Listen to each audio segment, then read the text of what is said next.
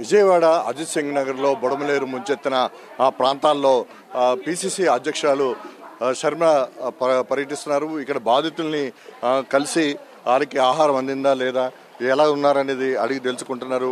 ఇంటింటికి కూడా ఆవిడ వెళ్తున్న పరిస్థితి ఉంది. ఇక్కడ అనేక మంది బాధితులు ముందుకొచ్చి తమకి ఆహారం అందట్లేదు, మంచినీరు అందట్లేదు అని కూడా చెప్తున్న పరిస్థితి ఉంది. అంటే ఈ నేపథ్యంలో ఇక్కడ ఇప్పటి వరకు కూడా ఎవరో కూడా రాలేదని చెప్పి చాలా మంది ఈ వీధుల్లో చెప్తున్న పరిస్థితి ఉంది. కొంతమంది మెయిన్ రోడ్లో చూసుకుంటున్నారు తప్ప ఆ వీధుల్లో వరకు ఎవరికి కూడా ఆహారం అందట్లేదని చెప్పేసి కూడా ఇక్కడ ఫిర్యాదు చేస్తున్న పరిస్థితి ఉంది. ఈ నేపథ్యంలో పిసిసి అధ్యక్షురాలు షర్మిల ఈ ప్రాంతంలో పర్యటిస్తున్నప్పుడు అనేక మంది మహిళలు ఇక్కడ మొరపెట్టుకుంటున్న పరిస్థితి కూడా ఉంది. అయితే ఇక్కడ విలువైన సామాన్లన్నీ కూడా ఇళ్లలో అక్కడ పాడైపోయిన పరిస్థితి ఉంది. వారందరినీ కూడా కేంద్ర రాష్ట్ర ప్రభుత్వాలు ఆదుకోవాలని కూడా షర్మిల డిమాండ్ చేస్తున్న పరిస్థితి ఉంది.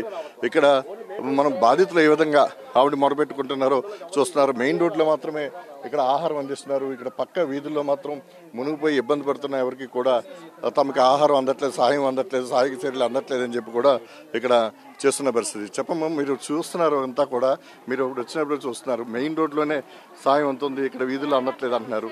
మహిళతో మాట్లాడారు. ఎట్లా ఉంది ఇక్కడ వరద పరిస్థితి? వీళ్ళకి 4 రోజుల నుంచి ఇబ్బందులు పడుతున్నామని చెప్తున్నారు. ఎవరు వచ్చినా మెయిన్ రోడ్ వరకు వచ్చి ఏదో ఇచ్చేళ్తున్నారు, కానీ మాకు లోపల ఏది సహాయం అందటం లేదని చెప్తున్నారు. వాళ్ళ సామాన్లన్నీ తడిచిపోయాయి, వాళ్ళ బట్టలు సైతం వేసుకోవడానికి బట్టలు కూడా లేవు, తినడానికి తిండి కూడా లేదు అంటున్నారు.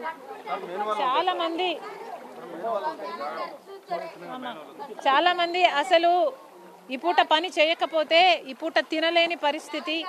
అలాంటిది 4 రోజుల నుంచి పని లేదు, తిండి లేదు, మా గురించి ఎవరూ పట్టించుకోవటం లేదు అంటున్నారు. ప్రభుత్వం కూడా ఇలాంటి లోపల స్థలాలకి కూడా వచ్చి మహిళలు ముఖ్యంగా ఎంతమంది ఇబ్బందులు పడుతున్నారో ఒకసారి గమనిస్తే, అధికారులు స్పందిస్తే బాగుంటుంది.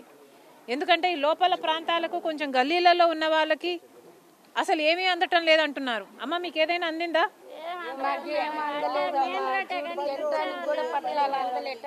అందిన వాళ్ళకి అందినాయి కానీ అసలు కొనటానికి కూడా లేదు. అన్ని తడిసిపోయినాయండి సార్, కట్టుకుంటానికి కూడా లేదు. వస్తున్నారు జనాలు, అల్లడి వెళ్ళిపోతున్నారు ఆకలి కోసం. ఈ సందులలో చాలా మంది వీధిలో క్యాల్ చేసి వెళ్ళిపోయారు. మాకు దిక్కులేక ఉన్న ఇంట్లోనే ఉంటున్నాం, కొద్దిగా తగ్గిపోయి. ఆటో ఉంది, ఎటు రావడానికి వీల్లేదు. సామాన్లు కూడా బాగా పాడైపోయి అందరూ ఈ మొత్తం లక్షలాది రూపాయల విలువైన టీవీలు కావచ్చు, ఫ్రిడ్జ్లు కావచ్చు, ఇంకా విలువైన సామాన్లు ఎవరు పెట్టు బేడ కూడా తీసుకోకుండా బయటకు వచ్చిన పరిస్థితి. వాళ్ళని ఎలా ఆదుకోవాలని మీరు డిమాండ్ చేయబోతున్నారు? కాంపన్సేషన్ ఇవ్వాలన్నది మేము చెప్తున్నాము. ఎందుకంటే ప్రతి ఒక్కరికి ఆస్తి నష్టం జరిగింది, లేదా ప్రాణ నష్టం జరిగింది, లేదా పంట నష్టం జరిగింది. ఇలా ఎవరికి ఏదో ఒక చేయూత ఇయ్యకపోతే ప్రభుత్వాలు, కేంద్ర రాష్ట్ర ప్రభుత్వాలు ఒక చేయూత ఇయ్యకపోతే వీళ్ళు మళ్ళీ కోలుకోవడం చాలా కష్టం అవుతుంది. ఆ పూటకు పని చేసుకొని ఆ పూటకు తినే బతుకులమ్మ మావి. లేకపోతే మాకు ఎవరైనా సహాయం చేయకపోతే మేము మళ్ళీ కోలుకోవడం ఇంపాసిబుల్. మా బిడ్డలు ఉన్నారు, మేము ఏమీ తినటం లేదు అంటున్నారు వాళ్ళు. దయచేసి ప్రభుత్వాలు స్పందించాలి, కేంద్ర రాష్ట్ర ప్రభుత్వాలు ఏదైనా చర్యలు తీసుకోవాలి. వీళ్ళందరికీ ఎంతమందికి వీలైతే అంతమందికి కాంపన్సేషన్. దాదాపు 5,000 మంది ఎఫెక్ట్ అయ్యారంటున్నారు. 35,000 ఇల్లులు డ్యామేజ్ అయ్యాయి అంటున్నారు.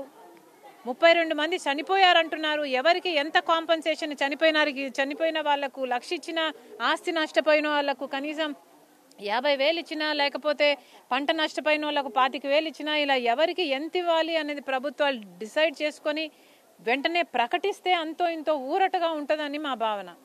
ఇది పిసిసి అధ్యక్షురాలు షర్మిల చెప్తున్నది. ఏదైతే పరిహారం వెంటనే ప్రకటించాలి, ఎవరైతే చనిపోయిన వారు ఉన్నారో వారికి పరిహారం ఇవ్వాలి, అలాగే సామాన్లన్నీ పోయిన వారికి కూడా ప్రత్యేకించి పరిహారం చెల్లించాలని చెప్పి డిమాండ్ చేస్తున్నారు. రాష్ట్ర ప్రభుత్వం, కేంద్ర ప్రభుత్వం ఏదైతే ఈ ప్రకృతి వైపరీత్యం వచ్చిందో, ఈ బొడమేరు ఒక వల్ల విపత్తుకు గురయ్యారో ఈ ప్రజలందరినీ, బాధితులందరినీ ఆదుకోవాలని చెప్తున్నారు. అదైతే కూలీ నాలీ చేసుకుని దినసరి వేతనాల మీద జీవించే ఈ ప్రాంతంలో ఎక్కువ మంది ఉన్నారు. వీరందరూ కూడా 4 రోజులుగా వరద ముంపు వల్ల, ఈ బొడమేరు ముంచెత్తడం వల్ల చాలా ఆర్థికంగానే కాదు మానసికంగా కూడా చాలా ఇబ్బందులు పడుతున్న పరిస్థితి ఇక్కడ కనిపిస్తుందని చెప్పేసి ఆవిడ పర్యటించిన నేపథ్యంలో చెప్తున్న పరిస్థితి. కెమెరామెన్ రామకృష్ణతో శ్రీరామూర్తి, ప్రైమ్ 9 న్యూస్, ఇక్కడ అజిత్ నగర్ ప్రాంతం నుంచి.